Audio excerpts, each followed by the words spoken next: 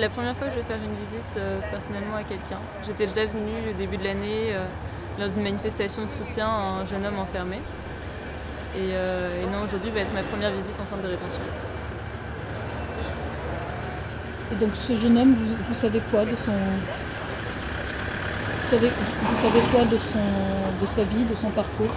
Assez peu de choses finalement, qu'il est en deuxième année d'une licence de philosophie à Paris 8, que son père est italien et que donc lui-même a des papiers italiens, qu'il a été arrêté il y a maintenant de ça 24 jours il me semble, et qu'il a été placé immédiatement en centre de rétention et qu'on lui a assigné une obligation de quitter le territoire français.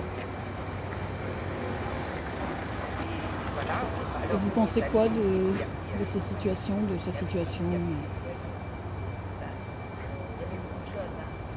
Quelque part, je suis un peu interloquée, dans le sens, je comprends pas vraiment en fait. Parfois, ça me paraît tellement stupide quelque part qu'on enferme des gens pour des histoires de papier.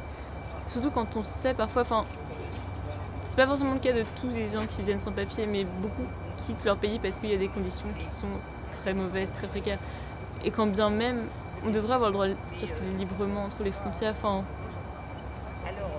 Le concept est un peu stupide, mais surtout d'enfermer les gens, je trouve ça injuste parce qu'en réalité, il n'a jamais rien fait de mal, il est coupable de rien.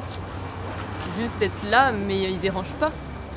Être français, ça veut tout dire et rien dire, quoi, puisque on peut pas faire une typologie du français. Le français type n'existe pas. On aimerait bien nous faire croire qu'il existe un français type, il n'y en a pas. Alors du point de vue de la loi, vous êtes français quand vous avez des papiers, la nationalité française. D'accord, soit. Je pense qu'on pourrait aussi parler des Français de cœur, ceux qui par exemple adorent la culture française, ceux qui se passionnent pour, le siècle des Lumières, que nous on adore encenser comme notre grand siècle.